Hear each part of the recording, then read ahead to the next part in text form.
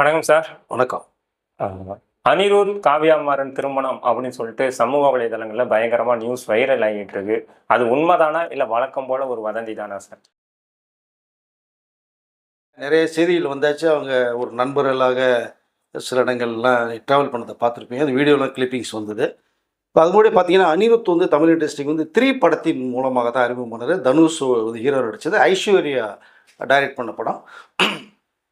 நல்ல சாங்ஸ் எல்லாம் அதில் வந்து ரொம்ப ரொம்ப அருமையாக இருந்தது. நீங்கள் ஃபஸ்ட்டு படம் மாதிரியே தெரியாது அனிருத்துக்கு. அது இந்த கொலைவெறி சாங்லாம் பார்த்தீங்கன்னா, எத்தனையோ மில்லியன் கணக்கில் குரோஷன்களில் போய் படத்தினுடைய வசூலை தாண்டி 6 கோடிக்கு மேலலாம் இதனுடைய ஆடியோ ரைட்ஸ்லாம் போய் ரொம்ப ஹெவியாக போச்சு உங்களுக்கு. நம்மளுடைய பிரதமர் அவர் கூட அந்த சாங்லாம் நம்ம வந்து பாராட்டின விஷயத்த நம்ம கேட்டிருப்போம் நம்ம. பாட்டுக்காகவே அந்த படம் சோர்ணும். எல்லா சாங்குமே நல்லா இருக்கு அதில.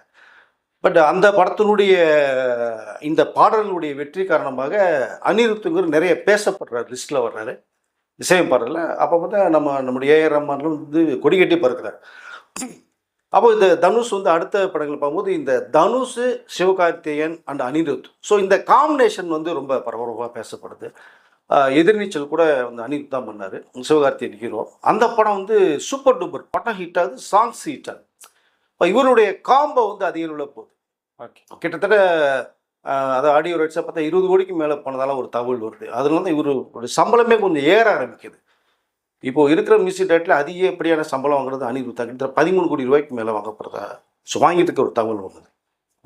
ஸோ அப்படி வந்து ஒவ்வொரு படங்கள் ஹிட்டு மூலமாக தன்னை வந்து அடுத்த கடத்தை கொண்டு போனார். ஸோ நிறைய இயக்குநர்கள் அனிருத் வேணும் அப்படிங்கிற மாதிரியான விஷயம் போது நிறைய தயாரிப்பாளர்கள் ஃபர்ஸ்ட் ஆஃப் ஆல் வந்து ஹீரோக்கள் நிறைய பேருமே அனிருத் வேணும் நம்ம படத்துக்கு அப்படிங்கிறது வந்து இது எல்லாம் சொல்ல ஆரம்பித்தாங்க.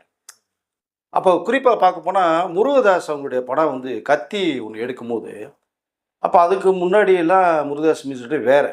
அப்போ அவர் வந்து அவர் அப்பார்ட்மெண்ட் சைடு வாக்கிங் போகும்போது ஒரு பையன் ஒரு கேரக்டர் வந்து முருகதாஸ்கிட்ட பேசுகிறாரு ஒன்று, சார் உங்கள் படத்துக்கு அனிருத்தை படம் சார், இந்த படம் பாருங்க அந்த படம் பாருங்க சூப்பராக பண்ணியிருக்காரு, உங்கள் டேஸ்ட்டுக்கு அவர் இருக்கும் அப்படிங்கிற மாதிரி யாரோ ஒரு தேர்ட் பார்ட்டி வந்து முருகதாஸ்கிட்ட சொன்ன விஷயத்த முருகதாஸ் சொல்கிறாங்க. அப்போ தான் அவர் யோசிக்கிறாராம், ஆமாம் இந்த சாங் அவ்வளோ ஹிட்டு, இந்த சாங் ஹிட்டு, சரி நம்ம அனிருத்தை நம்ம பிளான் பண்ணும்போது தான் கத்தி படத்து லைக்கா ப்ரொடக்ஷனுடைய ஃபஸ்ட்டு படம் கத்தி படத்துக்கு வந்து அவங்க காம்பினேஷன் உருவாகுது. ஓகே. அது படம் இந்த அளவுக்கு ஹிட்டு சாங்ஸ் ஹிட்டுங்கிறது தெரியும்.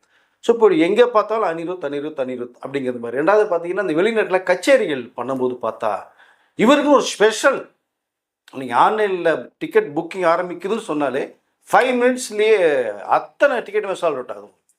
ஸோ அவ்வளோ க்ரௌட், அவ்வளோ எதிர்பார்ப்பு. அங்கே வெளிநாட்டிலாம் அவருக்கு வந்து மிகப்பெரிய ஒரு மரியாதை. அவருடைய கச்சேரி அப்படின்னா பார்க்குறதுக்கு அவ்வளோ ஆடியன்ஸ். ஸோ அப்படி ஸ்டெப் பை ஸ்டெப்பாக போகிறாரு. நிறைய டாப் ஹீரோன்னு சொன்னேன். அவர் படங்களாக பார்த்தா அந்த ஹீரோக்குன்னு ஒரு தனி பிஜிஎம்ஐ கிரியேட் பண்ணுவார். அது பார்த்தா தியேட்டரில் வந்து அதிரும் உங்களுக்கு அந்த பிஜிஎம்ஏ. ஒரு ஹீரோவுடைய மாஸுக்கே வந்து இந்த மியூசிக் எவ்வளோ தூரம் ஒரு இம்பேக்ட் கொடுக்கும் அப்படிங்கிறது வந்து அனிருத் அதில் ரொம்ப ப்ரூவ் பண்ணார். ஸோ இப்படி தன்னுடைய கேரியரை வந்து வேறு லெவலுக்கு கொண்டு போயிட்டுருக்காரு. ஸோ அவருடைய கேரியரை வேறு டாப் லெவலில் போயிட்டுருக்கும் போது தான் வீட்டில் இந்த கல்யாண பிரச்சனை எடுக்கிறாங்க. ஏன்னா அவருக்கு கிட்டத்தட்ட ஏஜ் ஆகிடுது. 90ல் பிறந்தவர், 1990. அப்போது அவர் கேட்கும்போது, இல்லை எனக்கு கல்யாணம் வேணா, நான் இப்போ வந்து மியூசிக்கில் ரொம்ப பிஸியாக இருந்துகிட்ருக்கேன், நிறையா படங்கள் இருக்குது, கல்யாணம் பண்ணால் டயத்துக்கு வர்றது போகிறது அதெல்லாம் எனக்கு சரியாக வராது, அப்புறம் பார்த்துக்கலாம் இந்த டைம் எடுத்துகிட்டே இருந்தாங்க. இது ஒரு புறம் இருக்க, இன்னொரு புறம் அப்படியே பார்த்தீங்கன்னா காவ்யா மாதன் அவர்கள், அவங்க எவ்வளோ பெரிய ஒரு பிஸ்னஸ் உமன்கிறது தெரியும். இங்கே செல்லா மேரிஸ் காலேஜ் படுத்து யூகேல பிஸ்னஸ் கிளாஸ்லாம் முடிச்சுட்டு அங்கே டிகிரி வாங்குவாங்க. அப்போ அவங்க இது பிஸ்னஸில் வரணும்னு ஆசைப்பட்றாங்க. பல ஆயிரம் கோடிக்கு அதிபதி, அது சொல்லி தெரியணும்னு அவசியம் இல்லை, ராயல் ஃபேமிலின்னு சொல்லலாம். அவங்க பிஸ்னஸ் உமனாக நிறையா பண்ணும்போது அந்த நம்ம ஐபிஎல்லில் வந்து சன்ரைஸ் ஹைதராபாத் அணியை அவங்க தான் ரன் பண்ணுறாங்க. ஓகே. ஸோ அது நல்ல ஒரு ஐபிஎல்னாலே சன்ரைஸ் வந்து மிகப்பெரிய காம்படிட்டராக இருக்குது எல்லா மற்ற அதர் பிளேயர்ஸுக்கும். ஸோ அது ஒரு இது. அப்புறம் சன் டிவி, சன் நெட்வொர்க்குடைய எக்ஸிக்யூட்டிவ் டைரக்டராக இருக்காங்க பிஸ்னஸ் உமன் பார்ட்டில். ஸோ இப்படி நிறைய டைமே இல்லாமல் எனக்கு பிஸ்னஸ் தான். ஸோ அவங்க வந்து 1992 பிறந்தாங்க. ஒரு பக்கம் வந்து இவருடைய ஃப்ரெண்ட்ஷிப் அப்படிங்கிறது ஒரு பக்கம் ட்ராவல் ஆகுது. அனிருத்தும் காவியமாவும் ஃப்ரெண்ட்லியாக பழகுறாங்க. வெளிநாட்டில் போன ஒரு சில நிகழ்ச்சி நீங்கள் வீடியோலாம் வெளில வந்தது நம்ம பார்த்துருப்போம். அப்போ இதுக்கு பிறகு தான் சோஷியல் மீடியாவில் கொஞ்சம் பேச ஆரம்பிக்கிறாங்க. அனிருத்தும் காவியமாரும் நல்ல நட்பில் இருக்காங்க அப்படிங்கிற மாதிரி ஒரு விஷயங்கள் வருது.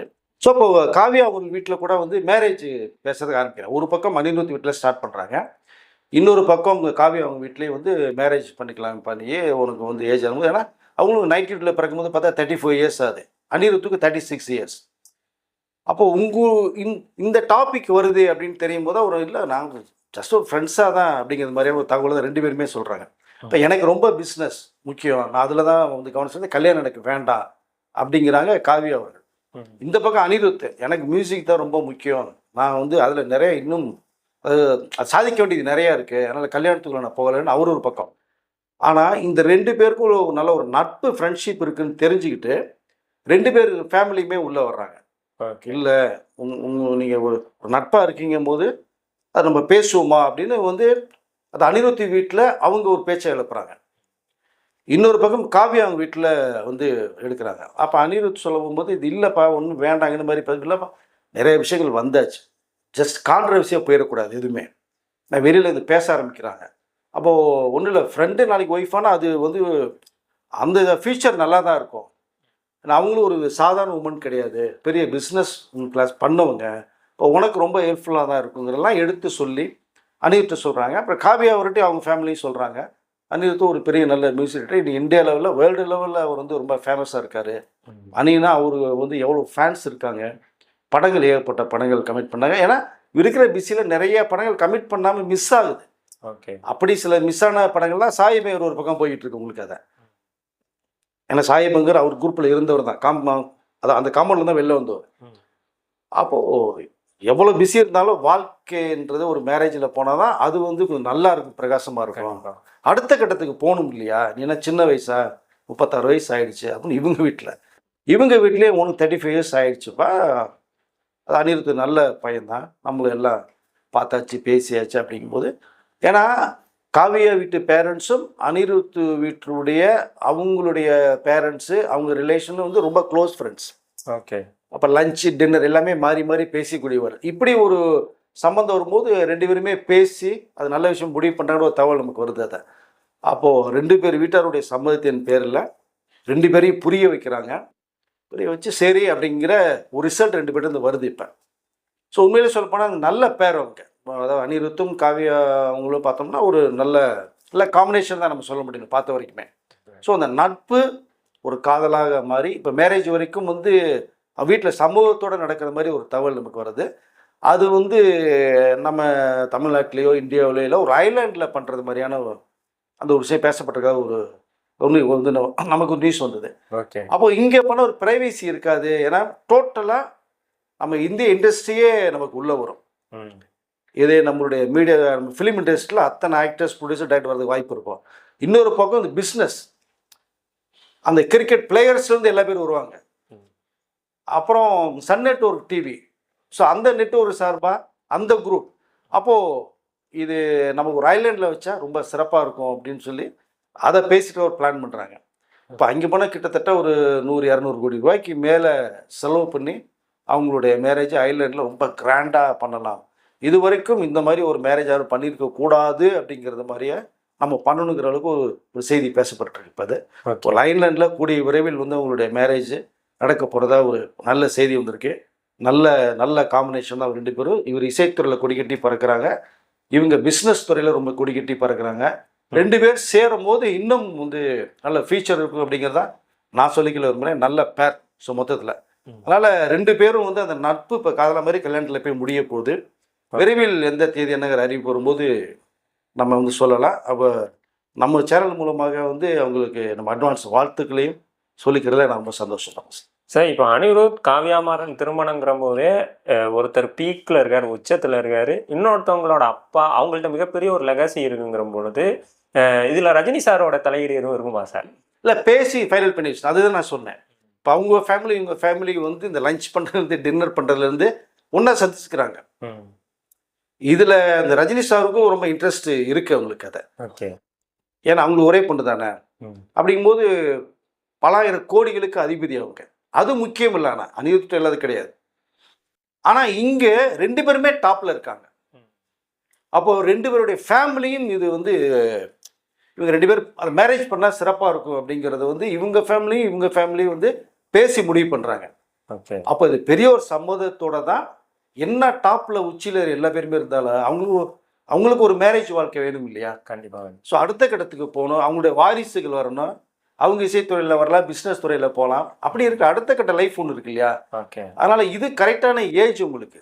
அனிருத்துக்கு 36 இயர்ஸ், காவியா அவர்களுக்கு இங்கே 34 இயர்ஸ். இது நல்ல ஏஜ், கரெக்டான ஏஜ். இதுதான் மிஸ் பண்ணக்கூடாது. அவங்க ஓகே. மிஸ் பண்ணாதான் அப்புறம் எப்படிங்கிறது மாதிரிலாம் நமக்கு நிறைய விஷயங்கள் வரும்.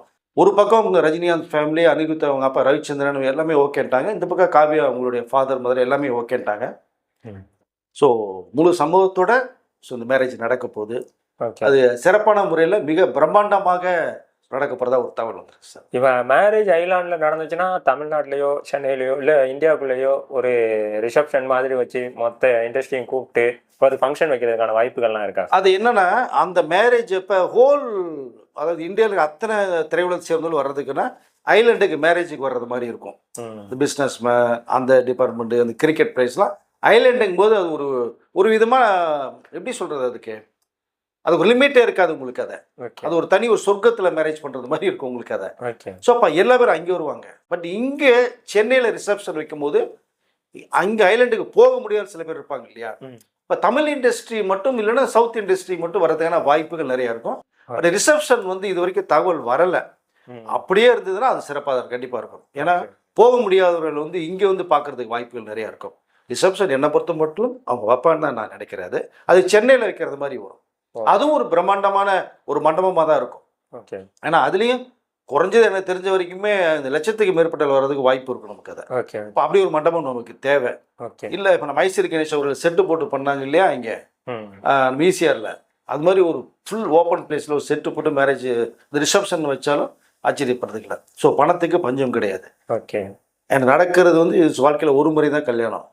அப்போ அதை ரொம்ப கிராண்டாக பண்ணலாம் அப்படிங்கிறது அவங்களுடைய பிளான். அது ஐலாண்ட் செலக்ட் பண்ணுறாங்க. ஸோ இங்கே ரிசப்ஷன் அது மாதிரி பிரம்மாண்டமான ஒரு இடத்துல நடக்கிறது வாய்ப்புகள் நிறைய இருக்கு. ஓகே சார், நிறைய தகவலை பகிர்ந்துக்கிட்டீங்க. ரொம்ப நன்றி சார். நன்றி சார்.